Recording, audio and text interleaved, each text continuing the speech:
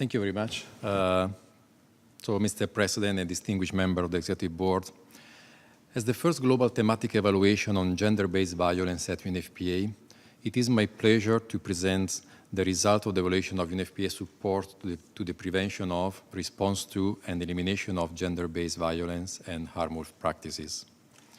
Covering the period 2012-2017, the evaluation assessed the relevance, effectiveness, efficiency, and sustainability of UNFPA support to the prevention of, response to, and elimination of gender-based violence and harmful practices.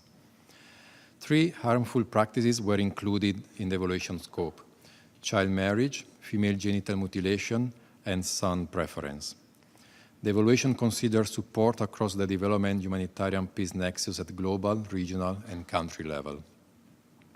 The evaluation is intended to contribute to accountability for past performance, support evidence-based decision-making, and inform the development and implementation of UNFPA plans, policy, and programs, including UNFPA current strategic plan 2018-2021.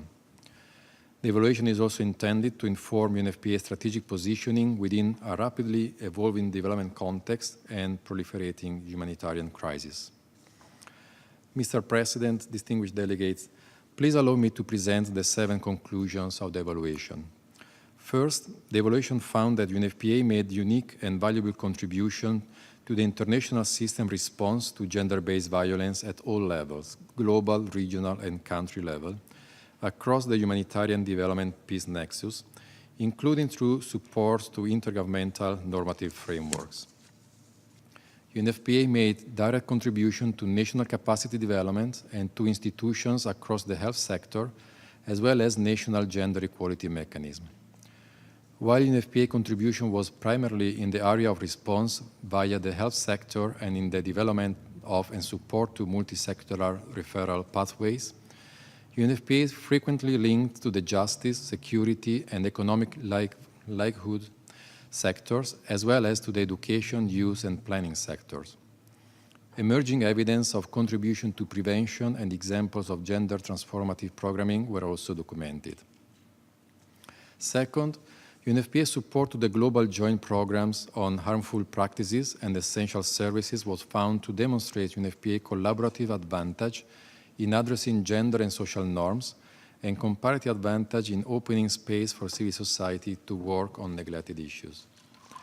However, while emblematic of the collaborative strengths of UNFPA, the joint programs also surface specific strategic challenges, including 1, concern that harmful practices as a standalone issue in strategic plans reflect donor funding priorities rather than an intentional evidence-based decision by UNFPA. Second, the joint program's theory of change becoming the overall corporate approach to harmful practices by default. Third, the exclusion of countries not involved in a joint programs from the knowledge economy and resource mobilization opportunities generated by the joint program. And fourth, centering social norm changes in the process of eliminating harmful practices rather than fully acknowledging the underlying structural drivers. Despite these challenges, the evaluation collected substantial evidence to indicate that UNFPA, in partnership with UNICEF and within the global joint programs, is making significant contribution to efforts to shift social and gender norms at the local level. Third, in a relatively short period of time, UNFPA has made important progress in being prepared to respond across the humanitarian development peace nexus, including through the establishment of humanitarian systems, human capital, and leadership. Since 2016, UNFPA has been the lead agencies of the gender-based violence area of responsibility.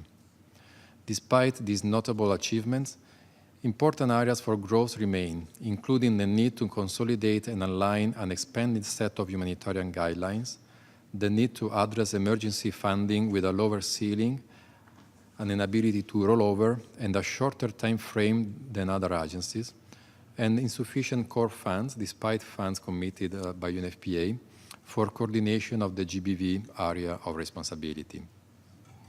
Fourth, the evaluation found various understanding of the boundaries of UNFPA gender-based violence work at play within UNFPA. While this plurality allows UNFPA to adapt programming to different contexts and work with those in marginalized situations, a pattern of unintended effects were found from the absence of a shared agency-wide understanding, including muddled efforts at coordination with other UN entities and partners, and a risk of dilution or confusion of UNFPA positions in negotiation. Fifth, while working through inclusive partnership is the dominant characteristic of UNFPA approach to programming on GBV and harmful practices, the highest level of results were found to be achieved when this approach was combined with a sequence focus on a specific domain of change, ground presence, and joint programs. 6.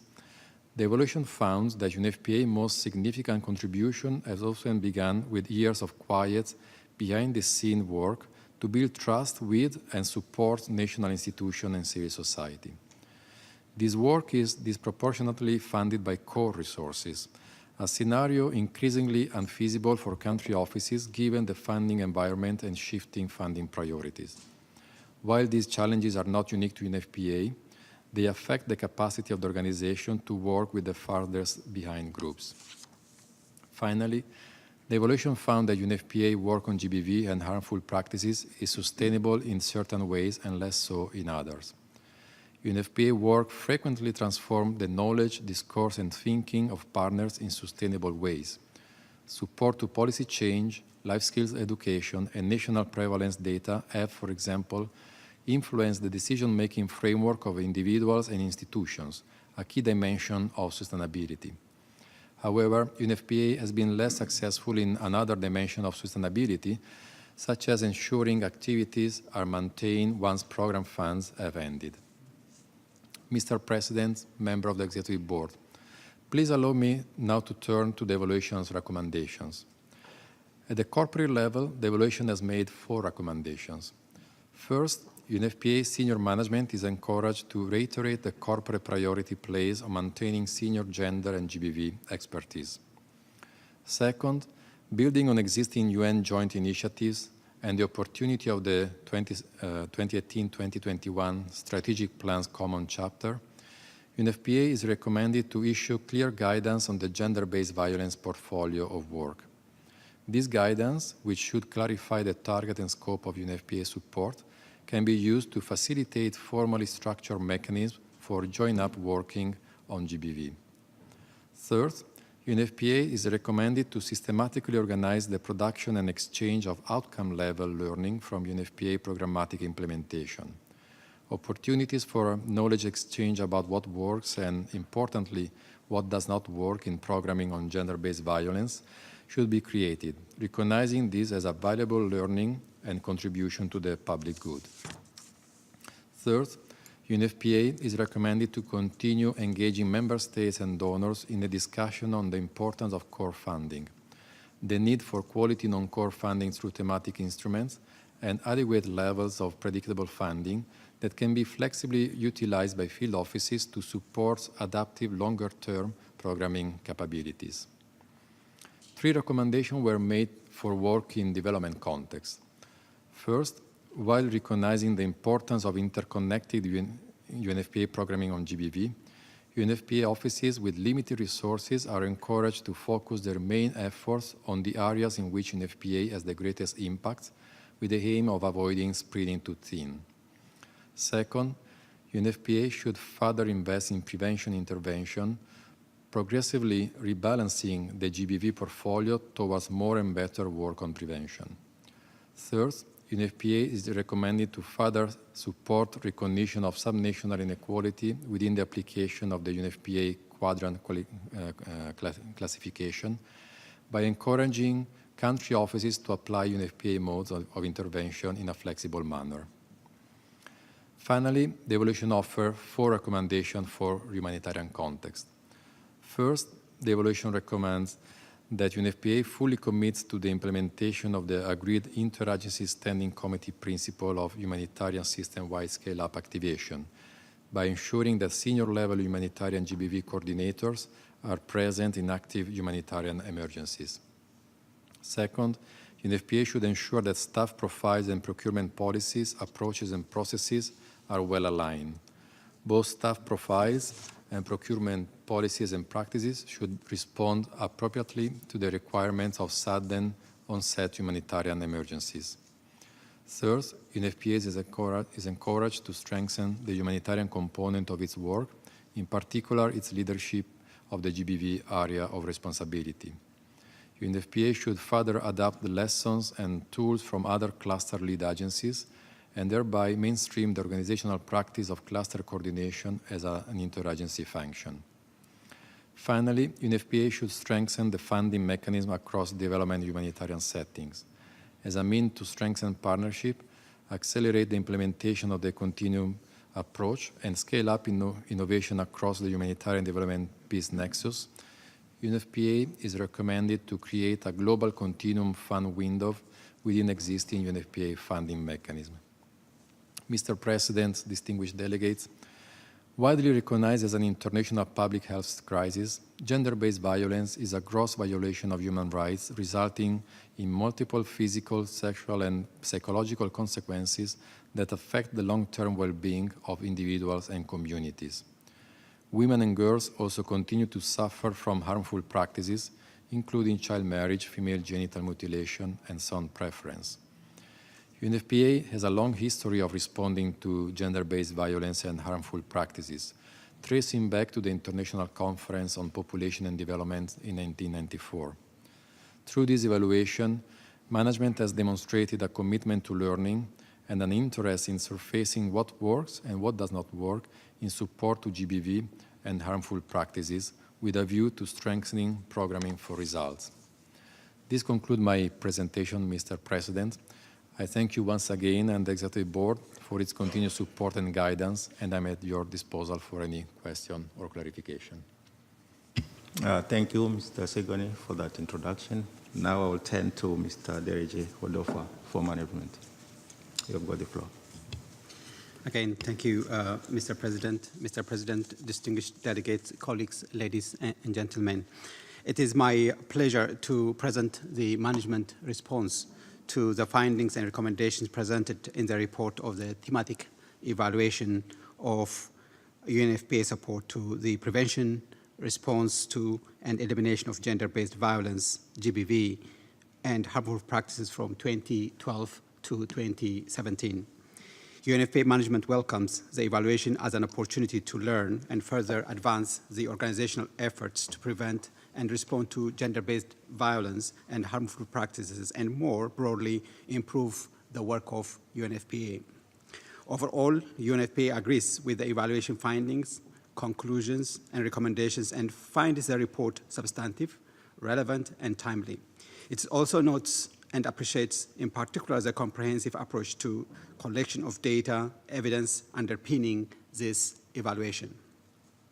I am pleased to state that by 2018, under the framework of UNFPA strategic plan from 2018 to 2021, UNFPA had already made progress on most of the issues raised in the findings of the evaluation. In particular, the strategic plan has a strong gender-based focus across all programmatic outcomes and as a separate gender outcome, and provides an integrated focus on advancing prevention, response to gender-based violence, and elimination of harmful practices. UNFPA has already incorporated many lessons learned and good practices into UNFPA programmatic support to the prevention, response to, and elimination of gender-based violence and harmful practices.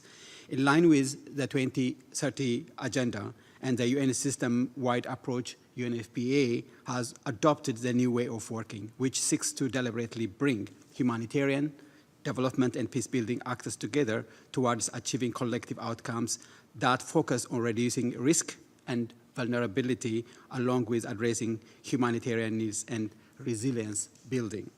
The current strategic plan and humanitarian vision and strategy provide guidance on how to leverage and increase effectiveness, efficiency, and capacity to scale up the organization's role as a key global humanitarian actor and strengthen its leadership and participation in the global agenda including the gender-based violence area of responsibility, sexual and reproductive health, and youth and data.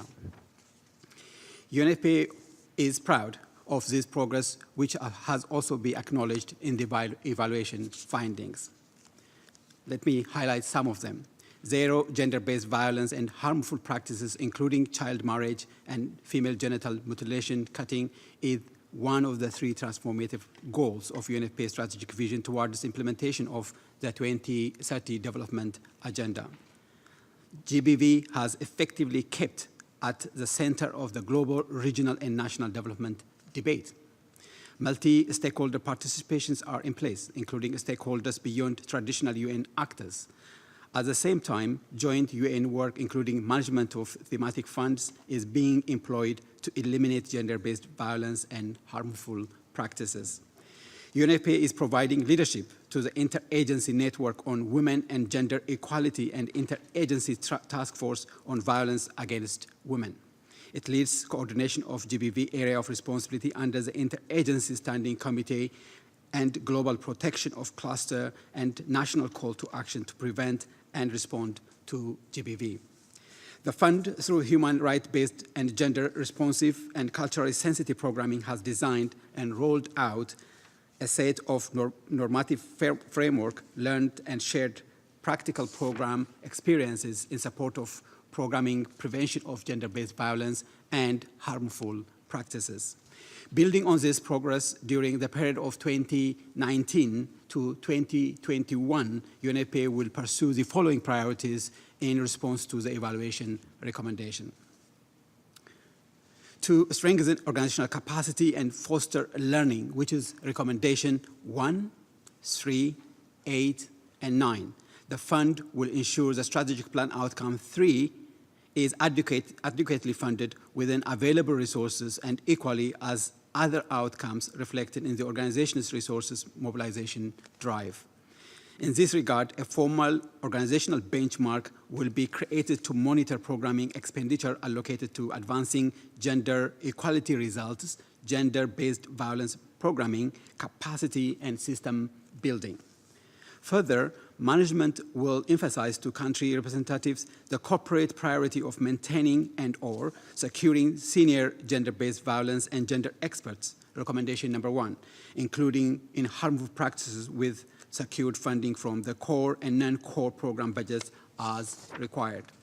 Additionally, it will ensure that dedicated senior GBV subcluster coordinators are deployed at a country level, which is recommendation number 8, as part of scale-up approach in rapid onset emergencies and include support to GBV cluster coordinators in the organogram in countries vulnerable to disasters. UNFPA will place emphasis on building the capacity, which is recommendation number 9, of country offices of gender-based violence and gender personnel facing humanitarian situations, focus on development of post-surge solutions to prevent overuse of surge mechanisms, as well as include required competencies in humanitarian work in the profile of country representatives for countries vulnerable to disasters.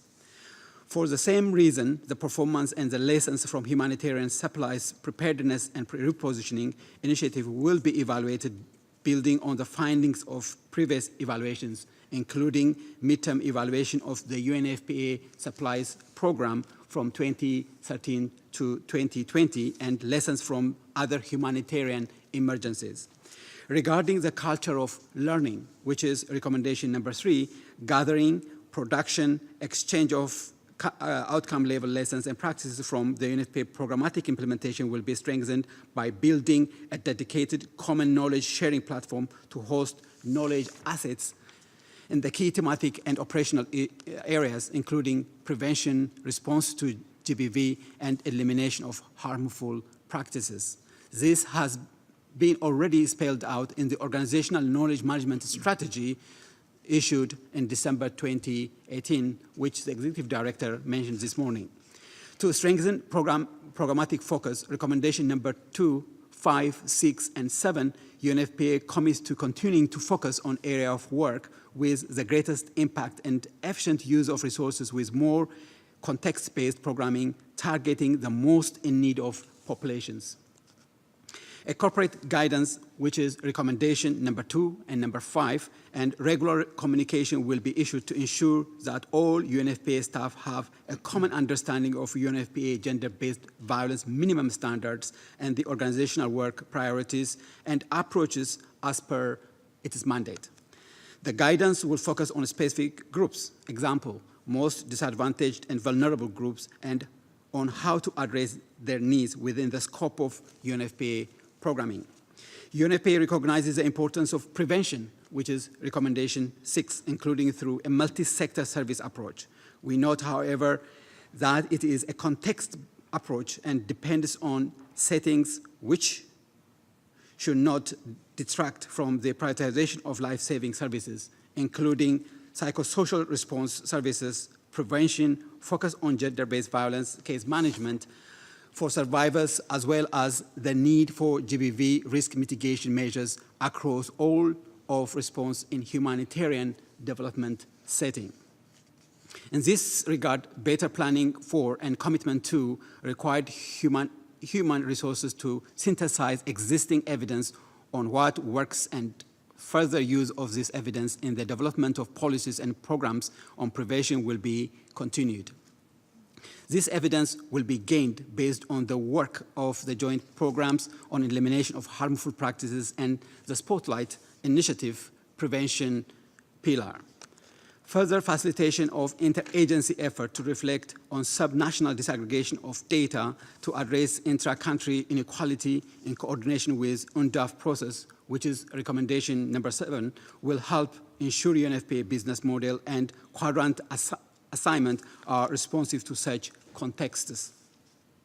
UNFPA will continue to work with partners to ensure the multi-sectoral GBV response efforts are aligned with the minimum standards for prevention and response to GBV in emergencies, as well as the IASC guidelines for gender-based violence prevention and risk mitigation. With regards to responsibility in resources, recommendation number 4, the overall fragmentation of non-core resources, the declining proportion of core resources compared to the non-core resources, and associated funding risks apply to all areas of UNFPA mandate and strategic priorities. In this connection, UNFPA continues to engage the member states and donors in the discussion on the importance of core funding, the need for quality non-core funding through thematic instruments fully aligned to strategic priorities and adequate levels of predictable funding for the strategic plan as part of the discussion on the integrated budget and the structural financing funding dialogue with the Executive Board. The new Humanitarian Action Thematic Fund, launched in June 2018, convey key aspects of UNFPA GBV mandate and as such will be a critical instrument for increasing sustainability of resources. To strengthen coordination and partnership, which is recommendation number 10 and number 11, further work will be undertaken to evaluate the practice of the other UN cluster lead agencies to distill lessons and develop recommendations on how to strengthen UNFPA cluster responsibilities and support staff structures.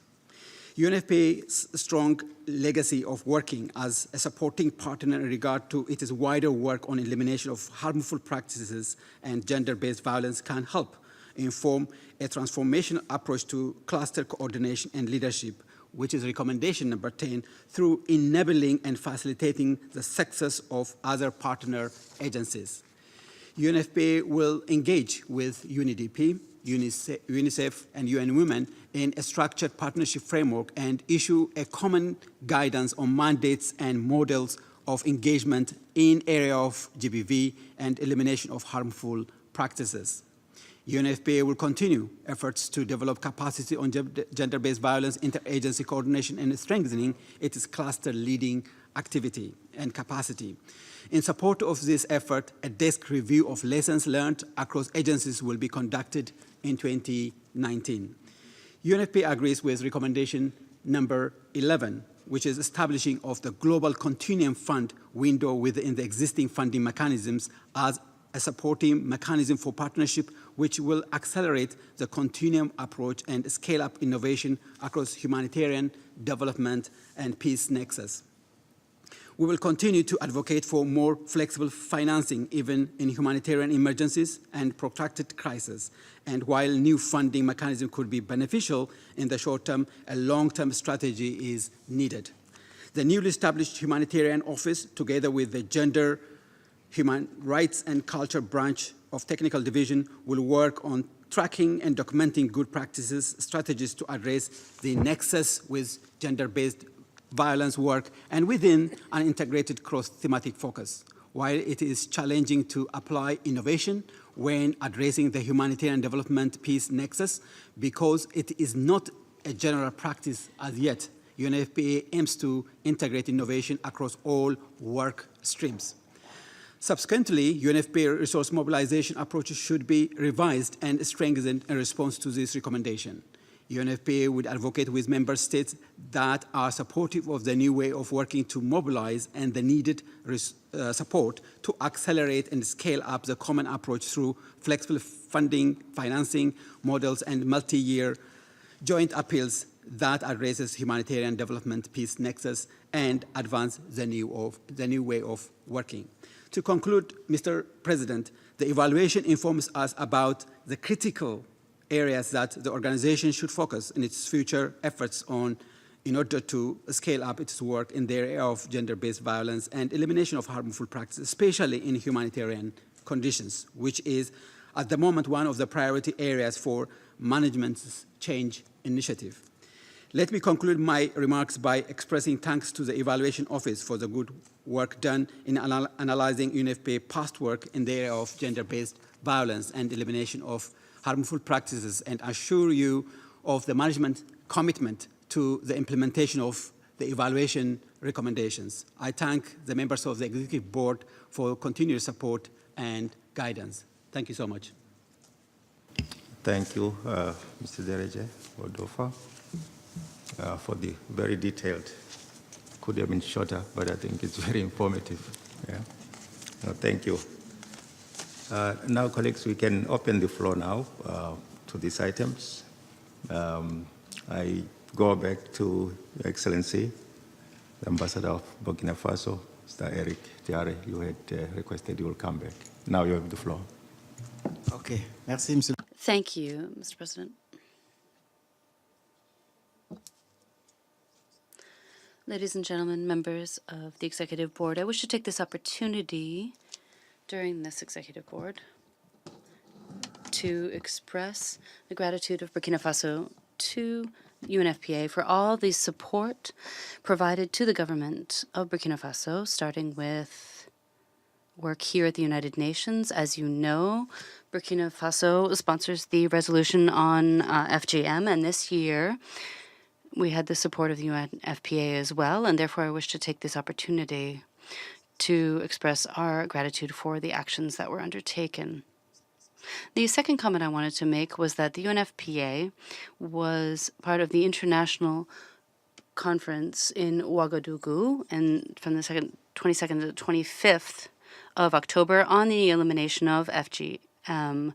And during this meeting, the ministers who were present called on all heads of state and government to take measures so as to ensure that the fight against the elimination of FGM becomes a reality. During this conference, we called about the different concerns about FGM, the fact that thousands of girls have been mutilated, and more than 50 million girls will have been affected if nothing is done.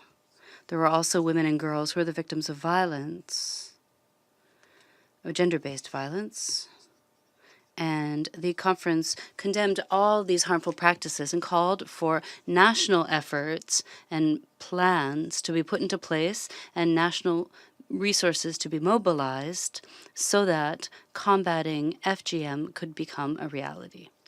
So here, this is an opportunity for me to raise this issue, to highlight it, and to comment on how UNICEF and UFPA are working together in many countries, including Burkina Faso, to allow for young women and young girls to avoid and to escape these harmful practices, harmful to their health. I won't take much more time. I just wanted really to focus on this issue of FGM, and Burkina Faso wants to raise this issue at all such a high level. And we also wanted to raise the fact that UNFPA plays a key role here. And also we noted that Burkina Faso plans to organize during the next summit of the African Union to organize a high-level event that will be attended by all heads of state of Africa. And I believe this will take place in February, I believe, and not in January as was planned. So I just wanted to share this information and once again express our thanks for the support provided by UNFPA in many countries. Thank you. Thank you, Excellency. Yes, this summit is in February, the 10th and the 11th, I think, yeah. It's moved to that date. Thank you again for that. Now I give the floor to the representative of Botswana. Thank you, Mr. President. Once again, we thank the Executive Director of UNFPA for sharing with us the informative strategic overview of the work of UNFPA. We welcome the first ever evaluation exercise dedicated to the 3 identified practices. We agree that gender-based violence in all its forms and manifestations must be addressed, including through culturally sensitive programming that applies a collaborative and consultative approach with all stakeholders, including governments. In view of the health challenges that countries like our own faced before, we know that the health sector response delivered by the most tangible contribution to the quality and access to services offered. We note the health sector response delivered by the most tangible contribution to the quality and access to services offered by UNFPA. Where relevant, we encourage the cross-fertilization of experiences at country level, leveraging on South-South and triangular approach. We note the indicated inadequacies of resources for this area. Beyond engagement with the capacity building for civil society organizations, we note UNFPA's ongoing efforts to also create increased awareness of the political leaderships through policy dialogues as they are entrusted the primary responsibility of decision-making and resources allocation. Our delegation notes with concern the statement in paragraph 27 of the report regarding the interagency coordination at the field level, and we agree on the need for structured governance agreements at the global level to mitigate interagency competition.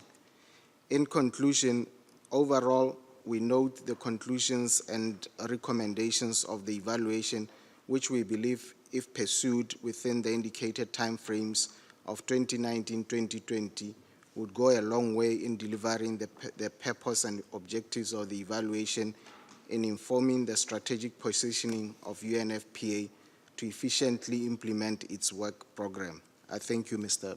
President. Thank you.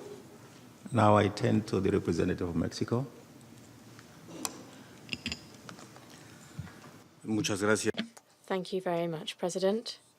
We would like to express our thanks for the presentation of the report this afternoon, as well as the response of the fund of its work in gender-based violence and harmful practices. I'd like to make some comments in that regard. Mexico recognizes the efforts made by the fund with regard to combating harmful practices such as forced marriage and female genital mutilation.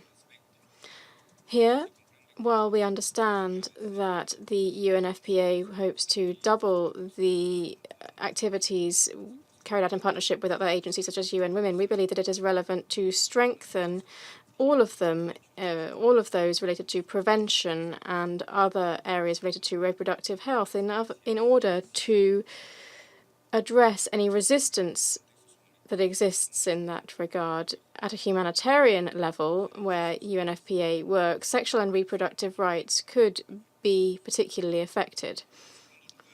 Secondly, and with regard to preventive activities of the fund, we particularly value those that seek to counteract social norms in gender, which is essential to address harmful practices and to avoid the generation of gender-based violence.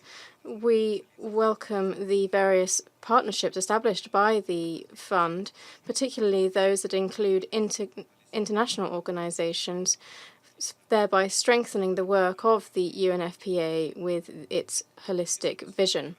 We also believe that it is relevant to continue with data gathering and strengthening criteria based on human rights, particularly in order to avoid discrimination.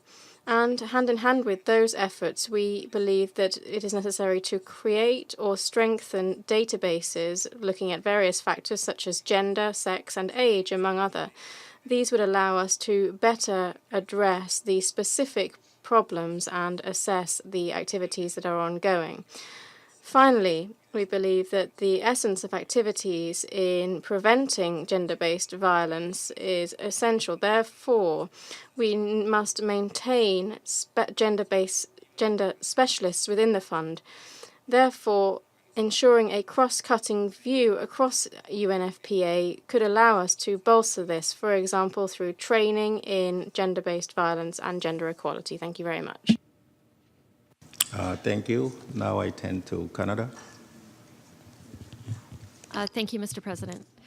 Canada welcomes the evaluation of UNFPA's support to the prevention of, response to, and elimination of gender-based violence and harmful practices, notably the first of its kind, looking at this important area of UNFPA's work. We commend the efforts of both the evaluators and UNFPA in producing such an important evaluation that will support evidence-based decision-making. The evaluation confirms UNFPA's commitment to addressing gender equality and the empowerment of women and girls. We commend the strong gender-based analysis undertaken by UNFPA to better understand the relationship between gender-based violence, social norms, and the sexual and reproductive health and rights of women and girls.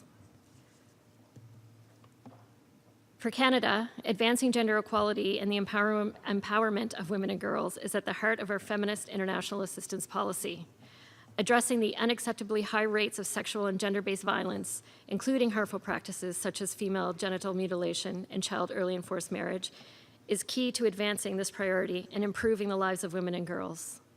We look to UNFPA to continue to prioritize the achievement of gender equality results, including in the area of social and behavioral change, and allocate appropriate resources to ensure that the needs of women and girls are met.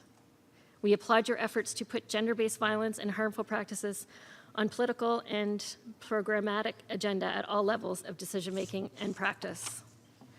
We appreciate your engagement with non-traditional partners, such as men's groups, enterprises, and religious institutions in your gender transformative work. For Canada, it is essential that men and boys continue to be engaged in efforts to address gender-based violence and harmful practices.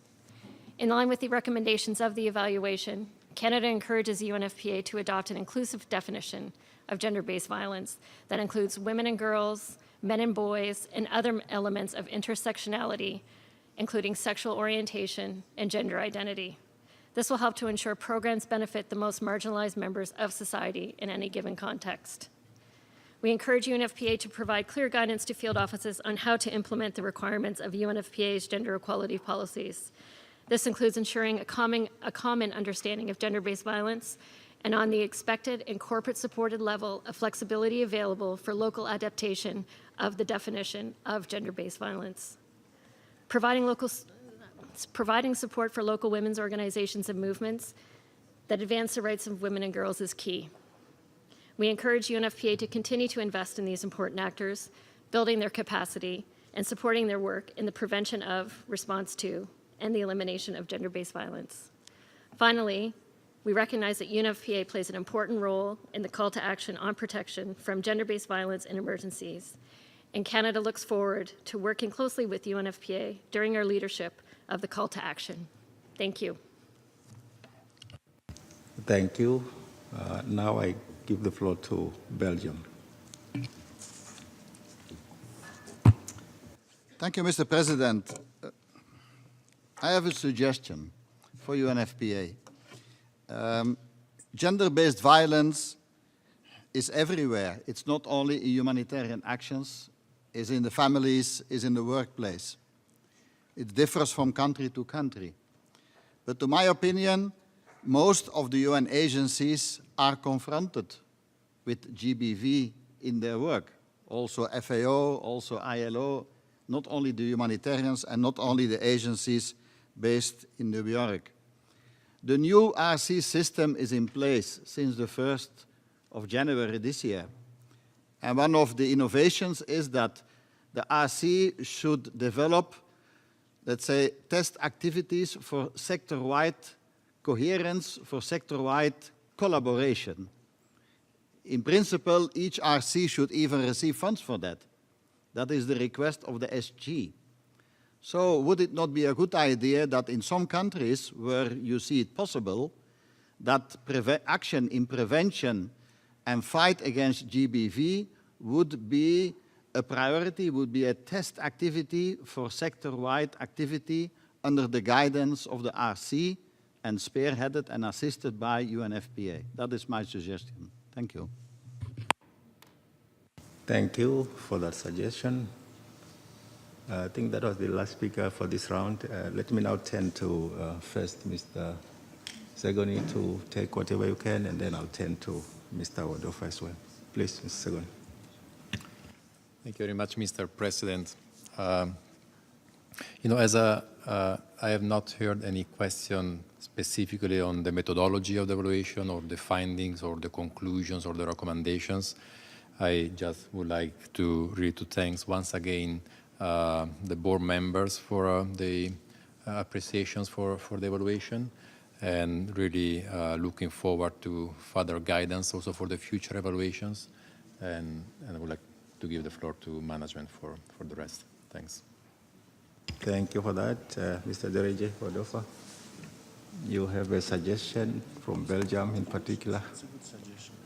And if you want to take any other issues? Yeah. No, just to, if you can speak to the suggestion from Belgium. Okay. Let me speak to, because I made such a long response, so I will be very brief. For Burkina Faso, we do appreciate the leadership Burkina Faso's government is playing, not only in the capital with the high-level political leadership, but also in different platforms, including in Geneva and here, in promoting the end of FGM. And this is very, very important. You appreciated the work of UNFPA, but we appreciate rather the role you are playing, not only in your country, but leadership among stakeholders, especially among the African states.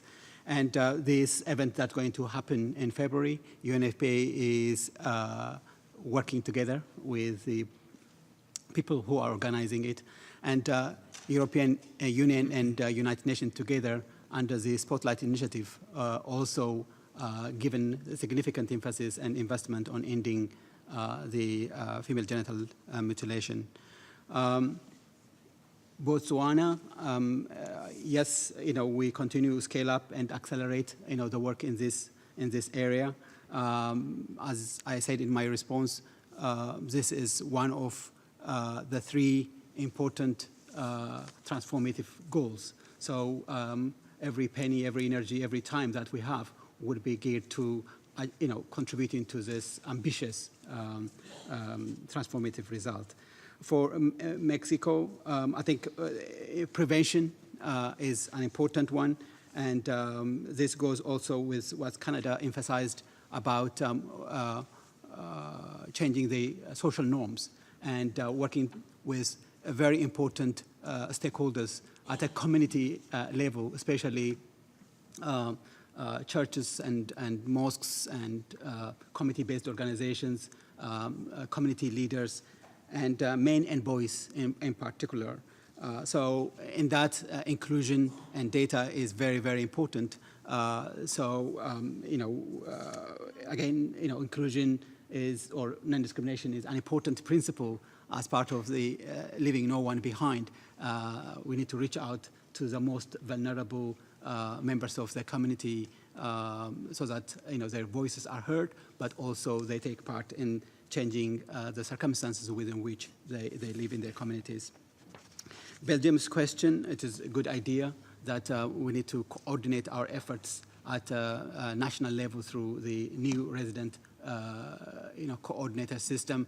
Of course, gender-based violence is more programmatic. It is in the community rather than at workplace. The workplace, such harassment,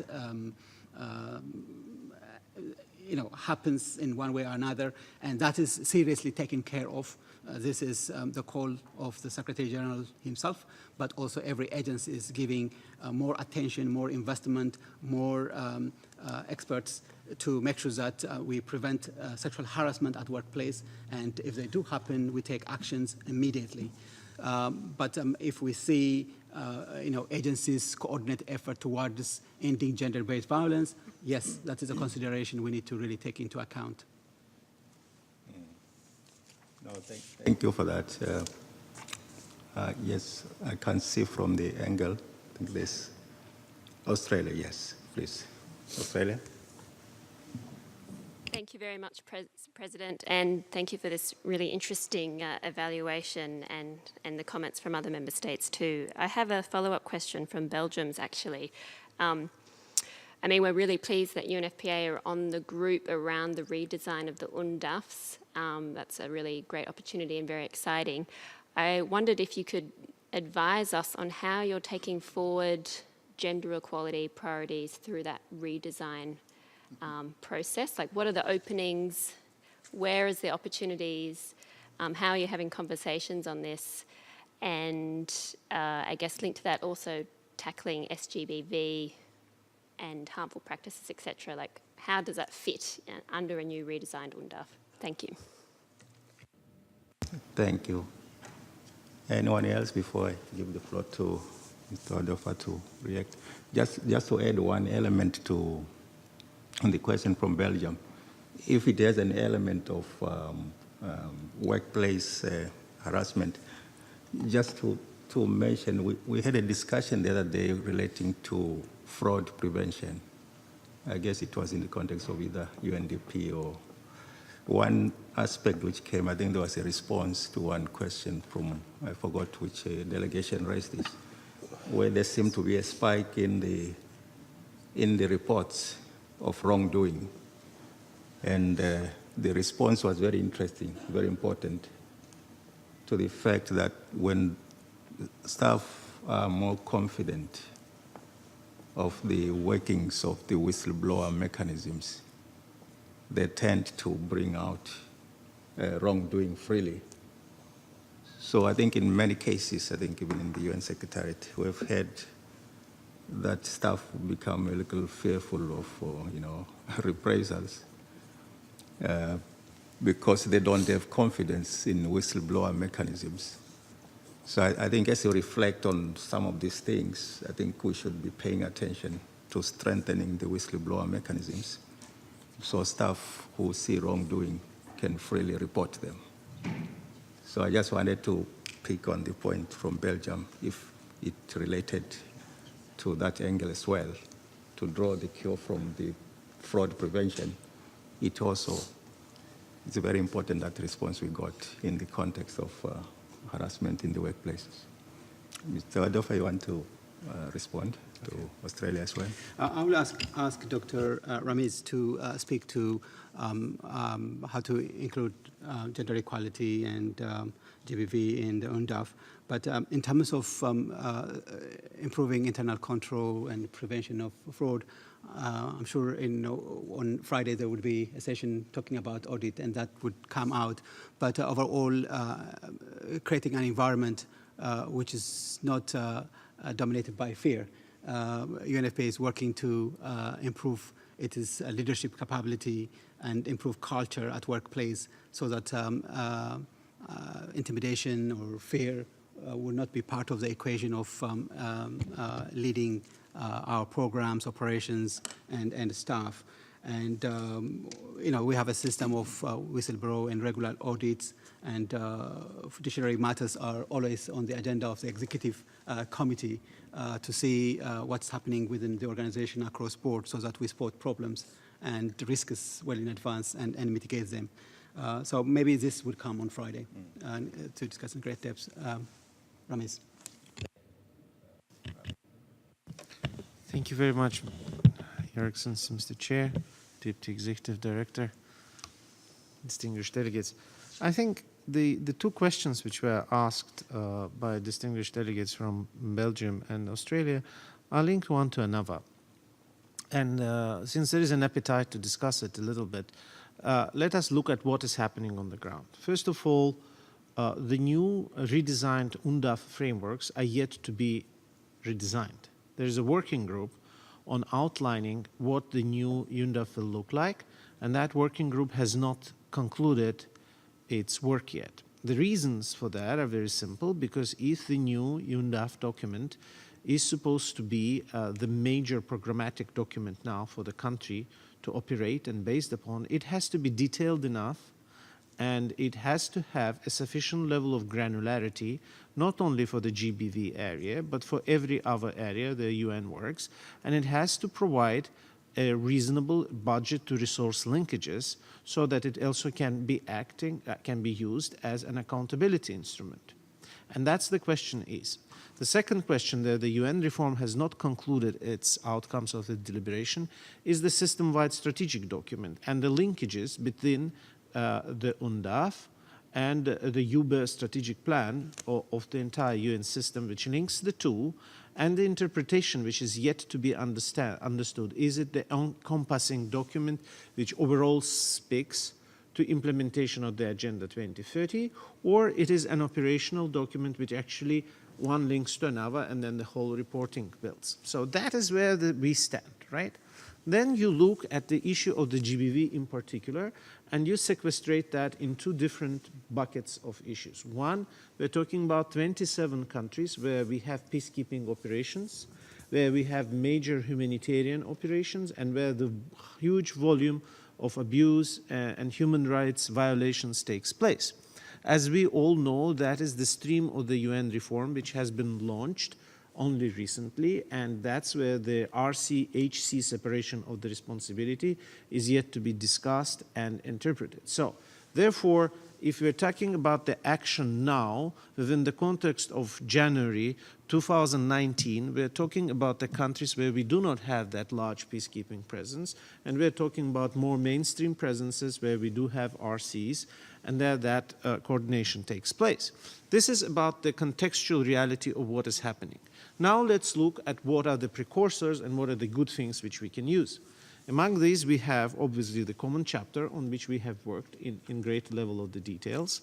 We also had the Spotlight initiative, which has been recently kicked on, and it has its own accountability and results framework, which outlines specifically which agency does what, and that's where the UNDP comes with enablers, UN Women comes with the overall normative framework, and UNFPA supports operational rollout on the ground and implementation of the impact initiatives. And that is how we have organized ourselves, at least within the major group, let's say the traditional group of the UNDG, within the context of transformative results and delivering transformative outcomes for the community.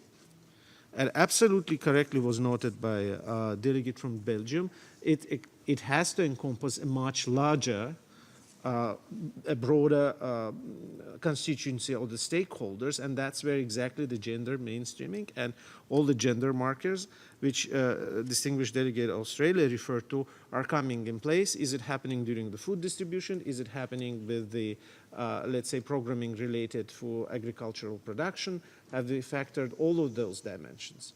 Obviously, I cannot speak now for the specific examples beyond those which I have brought, but what could be probably useful, and that's what we also discussed with the board chair, is organized series of thematic presentations and more specific discussions as we move into the year, where we can case show or present the actual implementation of such initiatives in the country offices, which could be illustrative, you know. And then if I can, since I have the floor now, and I would like to address some of other matters which have been raised by the distinguished delegates today. One of them, for instance, is about the numbers of people who work in UNFPA on gender. I'm a doctor, I'm a gynecologist, and I dedicated my life, 25 years, to work in the UN. I do believe all what I did is gender, because entire work of UNFPA is dedicated to this important area. But the truth of the matter is that as we go deeper, and that refers to the comments also made by the distinguished delegate of Canada, as we go deeper in the issue, we understand that the new forms are emerging, and you need to have people with specific profiles. For instance, one of the instances which we faced in the humanitarian context lately was the rape of women, of young boys, and abuse of young men in southern part of Asia and also in Middle East.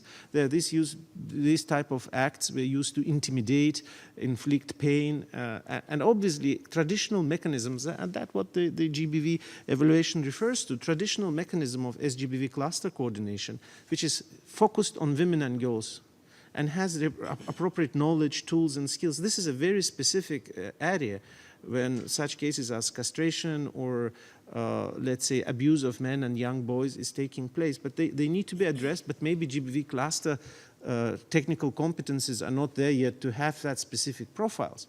One thing which I, however, would have want to avoid is to have another evaluation 2 years down the road that these specific profiles did not come, for instance, with a core funding, because indeed if you don't have funds and the new responsibility is given to an institution, we need to identify those funds and bring these profiles, because nobody offloads the importance, let's say, of work on the census or on RH and so forth. We cannot just reallocate people.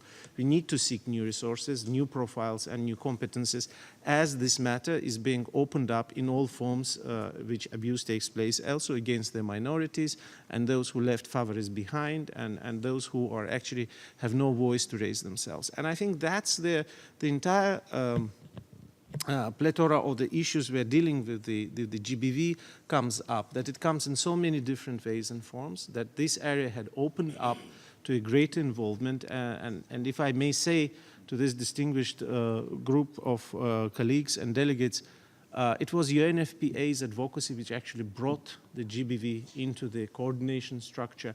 We have put it on the table. It still is less than 1% of the funding within the humanitarian structure for all system. And I'm not talking about the overall global picture. And that's where I would like to bring it to the final point, again going back to the distinguished delegate from Australia. That's where the costing is very important. And that's where what Executive Director spoke this morning is very important, because we need to assess the scale and the magnitude of this problem globally, regionally, at level of every country. And we have to speak to national authorities and to civil society and the public at large in every country of what it takes to make the tangible change. Because we cannot continue with the business as usual, and that's where the UN reform is very important. That's where I see the role of the new UNDAFs is very important, because we should have an economically sound and actionable plan which is implementable, in which we honestly can say who is going to put what on the table to bring that change, so the women are not raped, that they're not abused, that the minorities are not given this type of treatment, and vulnerable women who have not been given choices are given the choices and the possibilities, because otherwise we will pay the lip services. And it's only, let's face it, it's 2030. We have around 12 years to go, right? So it's not that far. So it has to be now. The action has to be now. So, and that's where I think if we had those arguments as part of the overall financing for development dialogue, and if UNDAFs really come up with this, and identify those critical accelerators at the country level of what is going to happen, that is then we will be able to say women will not die, because we know it takes that much investment in country Z and that much investment in country Y for them not to die, or for the abuse not to happen, because we need enforcement, we need prosecution, we need accountability mechanism. Then we will know who does what, and we know if we're getting there or not. Otherwise, the dialogue will be around parameters which are not very definable. I try to be a little bit in the context and to add to the valuable comments which were provided by members of the board today, and I hope will be available to answer any other questions. I also would like to recognize presence of the director of the technical division and our lead technical experts here from the Spotlight Initiative, who can be available to clarify any additional questions on a bilateral basis as well. Bofupala and Benoit is here. Okay, thank you very much. Thank you, thank you. Just one last word from Mr. Segone. I think he wanted to fill in. Please, you have the floor. Yeah, thank you very much, Mr. President. Now, I just would like to complement what senior management already said from an evaluation perspective, because the question of Belgium and the follow-up question of Australia, I think, is very timely, because as the director of a policy and strategy division already mentioned, it is right now that the new guidance for the UNDAF are under discussion and are being discussed. So from an evaluation point of view, what we are doing is that the UNFPA Evaluation Office is collaborating with the evaluation offices of all the other UN entities in the framework of UNEC, the UN Evaluation Group, to advocate for the fact that UNDAF evaluations should be compliant to the normative evaluation frameworks. So just to mention two, should be compliant to the UN system-wide action plan on gender equality and human rights. That's something that already the individual evaluation offices are reporting to their own boards on how compliant or not they are, including UNFPA. If you recall, every year in the annual report, we always report back to you on how the evaluation function of UNFPA is compliant to gender equality and human rights, and obviously we will continue to do that. But in the framework of the UNDAF evaluations, we want to make sure that also UNDAF evaluations will be compliant to this normative framework of integrating human rights and gender equality in evaluations. In addition, we are also advocating that UNDAF evaluations should be compliant to the UNEC norm and standards. And when I was chairing the UN Evaluation Group back in 2016, I really pushed for the updates of the UNEC norm and standards because there were some areas of weaknesses in the norm and standards of that time. And one of the weakness part was exactly the absence of reference to gender equality and human rights in evaluation. So the revised 2016 UNEC norm and standards now have a standalone norms on the importance of integrating gender equality and human rights in evaluation. So what we are doing is that we are evaluating that UNDAF evaluations should be compliant to these standards. And we are also advocating that a quality assurance system should be put in place to make sure that that will actually happen. So thank you very much for this question. It's very timely. And just to reiterate that UNFPA Evaluation Office is really collaborating strongly with other offices, evaluation offices of other UN entities to hopefully make sure that that will be integrated in the revised UNDAF guidance. Thank you for that additional remark. So, colleagues, if there is no one else requesting for the floor, I take it that we concluded our consideration of this item. Just to mention that a draft decision on this agenda item is actually being prepared. We will revert to this item later under agenda item 10, other matters, when we adopt the outstanding draft decisions for this session. So with that, let me first check if there are any announcements from our Secretariat. Yes, Anthony. Thank you very much, Mr. President.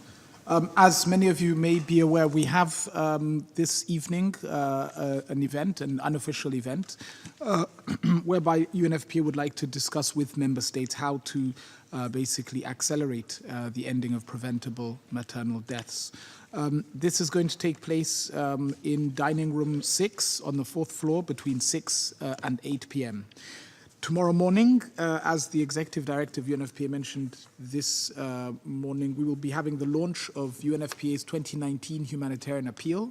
This will take place between 8 and 9 a.m., so before the session, and this will take place in conference room 6. Breakfast will be served, I believe, in the lower ramp of the Vienna Cafe, and so we look forward to seeing you. Thank you very much. Thank you, Mr. President. Thank you for that announcement. So that brings us to the end of the session. I will see you again tomorrow morning on the country programs for Cambodia and Niger and the extension for South Africa. So the meeting is adjourned.